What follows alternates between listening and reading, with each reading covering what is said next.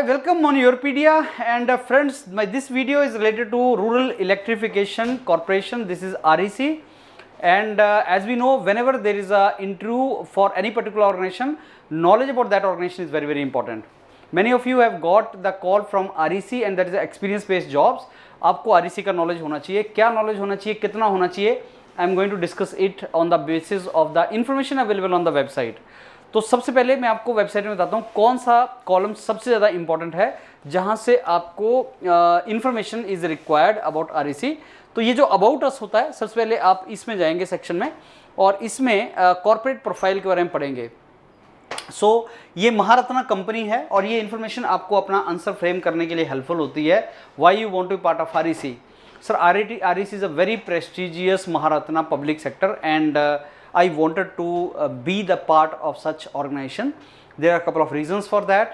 Number one, they are very prestigious jobs, sir, and serving in such organization is a matter of pride, not only for me but for my entire family. They are the best employers, provide best opportunity for career growth, very good salary and a stable job. Highly diversified profiles to learn and grow in these kind of organizations.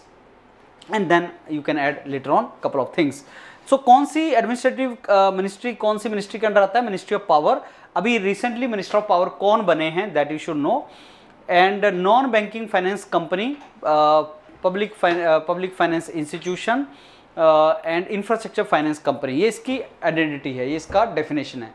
जैसे अगर मैं बोलूँ मैं एक mentor हूँ, मैं एक teacher हूँ, वैसे ही REC क्या है? तो REC महारत्ना कंपनी तो है ही, लेकिन क्या है? एनर्जी कंपनी है.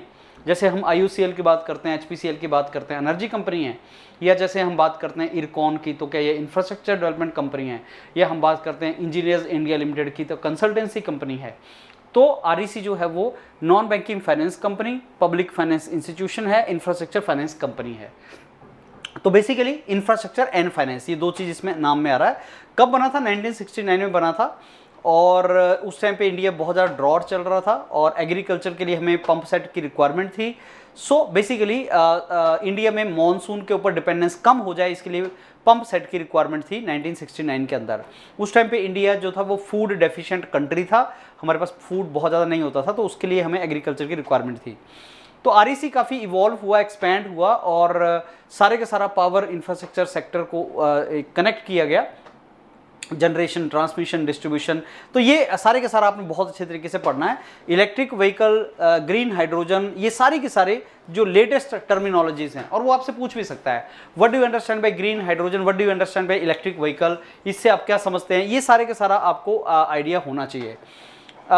REC करता क्या है? लॉन्ग टर्म लोन प्रोवाइड करता है और स्टेट, सेंटर, प्राइवेट कंपनीज को इंफ्रास्ट्रक्चर एसेट क्रिएट करने के लिए. एक टर्म होती है फ्रेंड्स सॉफ्ट लोन, मतलब जिसका इंटरेस्ट रेट कम होता है और लॉन्ग ड्यूरेशन में आपको रीपे करना होता है, उसको सॉफ्ट लोन बोलते हैं. और REC सॉफ्ट लोन देता है, लेकिन इंफ्रास्ट्रक्चर डेवलपमेंट के लिए. That is something which is very very important. तो ये थोड़ा सा आपको फाइनेंस के बारे में पता होना चाहिए कि कितना इकोनॉमिक जो फाइनेंशियल ईयर पिछला जो गया था, उसमें net profit 7th term ranked 7th in terms of net profit among 193 profit making central PSU. 193 ऐसे सेंट्रल PSUs हैं जो प्रॉफिट मेकिंग है, उसमें 7वें नंबर पे REC आता है, डूइंग वंडरफुल जॉब. फिर इसके कुछ जो फ्लैगशिप प्रोग्राम्स हैं, नोडल एजेंसी है जिसके लिए ये प्रधानमंत्री सहज बिजली हर घर योजना, ये सौभाग्य बहुत ज़्यादा इंपॉर्टेंट एक फ्लैगशिप प्रोग्राम है गवर्नमेंट का. थोड़ा आइडिया इसके लिए आप ले लेना. और दीनदयाल उपाध्याय ग्राम ज्योति योजना, इसका आइडिया आपको होना चाहिए. डिस्ट्रीब्यूशन सेक्टर स्कीम, ये क्या है, थोड़ा आइडिया इसका भी होना चाहिए. So I think this first particular page is very very important for you. इसका थोड़ा सा डिटेल में आपको गो थ्रू करना है. उसके बाद बिजनेस प्रोफाइल में से पूछ लेता है कि कौन कौन सी डोमेन में हम लोग काम कर रहे हैं. तो बिजनेस वर्टिकल क्या है REC के? सर, generation, electricity generation, transmission, distribution, coal mines इसके अंदर हैं, जो पावर सेक्टर से रिलेटेड है. जो रिन्यूएबल एनर्जी से, न्यू टेक्नोलॉजी से रिलेटेड है, सोलर, विंड, तो इसका भी बायोमास, ग्रीन हाइड्रोजन, यहाँ से आपको पता होना चाहिए. ई मोबिलिटी, स्मार्ट मीटर, पिछले कुछ इंटरव्यूज में बहुत बार पूछा है स्मार्ट मीटर कौन कंपनी बनाती है, कितने % मीटर इंडिया में स्मार्ट मीटर हो चुके हैं, स्मार्ट मीटर बोलते किसको हैं, स्मार्ट ग्रिड किसको बोलते हैं, क्या चीज़ होती है, सारे का सारा आपको आइडिया होना चाहिए. ई मोबिलिटी क्या है, फिर इंफ्रास्ट्रक्चर से रिलेटेड ये काम कर रहा है आरईसी। एंड ऑल्सो हमारे कौन कौन से प्रोडक्ट हैं आरईसी के, वो उसके ऊपर बेसिकली बताया गया। तो कौन कौन से प्रोडक्ट हैं, that also you should have some idea. अब जैसे अगर आपको सपोज आइडिया जनरेट करना आपको करना है, जैसे ग्रीन हाइड्रोजन क्या है, तो मैं भी आप उसको ग्रीन हाइड्रोजन के बारे में थोड़ा सा डिस्कस करेंगे, तो उसमें डिटेल में उसने दिया भी होगा। अगर वेबसाइट पे नहीं है तो आप अदरवाइज इंटरनेट पे जाके देख सकते हैं। इसका एक डिटेल डॉक्यूमेंट यूरोपीडिया ने बनाया भी है, and my advice is go through that detail document. फिर इसके लीडरशिप में एक तो पावर मिनिस्टर है, उनका आप पता कर लेना पावर मिनिस्टर कौन बने इंडिया के। सीएमडी कौन है, विवेक कुमार देवगन। सो उनका बैकग्राउंड क्या है वो आपको थोड़ा सा आइडिया होना चाहिए, किस बैकग्राउंड के हैं। कई बार कुछ और भी पूछ लेता है वो, जैसे प्रोजेक्ट डायरेक्टर कौन है या डायरेक्टर एचआर कौन है। गवर्नमेंट नॉमिनी डायरेक्टर वो नहीं पूछता, बट अदरवाइज डायरेक्टर्स का आपको आइडिया होना चाहिए। So these are related to business, these are related to corporate profile, business profile, leadership।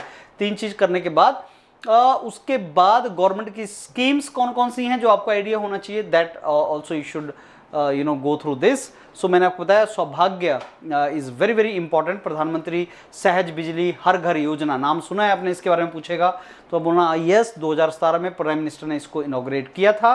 और ये यूनिवर्सल हाउस होल्ड इलेक्ट्रिफिकेशन से रिलेटेड है कि जितने भी इंडिया के अंदर विलेज हैं उन सबको इलेक्ट्रीफाइड किया जाएगा जो अभी नहीं थे। और मेरे को लगता है इंडिया के अंदर 6 लाख के आसपास विलेज हैं, उन सब में इलेक्ट्रिसिटी होनी चाहिए।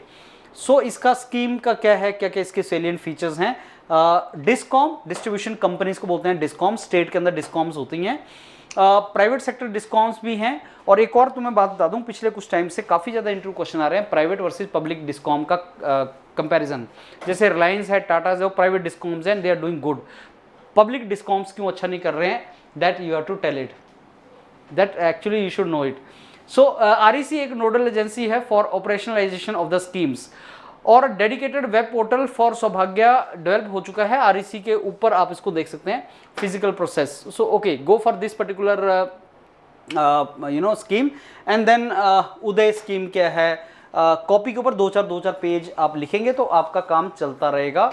सो उज्ज्वल डिस्कॉम एश्योरेंस योजना को उदय स्कीम बोलते हैं। So I think this is the another domain which you have to cover. Government schemes कर लिया, जॉइंट वेंचर और सब्सिडरी का थोड़ा सा नॉलेज कि कौन कौन सा इसके सब्सिडरीज हैं और कहाँ पे हैं, specially related to your own state. अगर आप किसी पर्टिकुलर स्टेट से हैं तो आपको पता होना चाहिए कि कौन सा जॉइंट वेंचर या उससे रिलेटेड आपका सब्सिडरी है, that you should know. And I think that's all related to the website of REC. लेकिन ऑब्वियसली आपको टाइम इसमें स्पेंड करना पड़ेगा। बाकी उसके बाद जो डॉक्यूमेंट बनाया है यूरोपीडिया ने, उस डॉक्यूमेंट को गो थ्रू कर लो, and if you go to the interview you will be in position to answer some questions which are asked related to the companies. All the very best friends, prepare with Europedia and ensure your success in the interview. Thank you.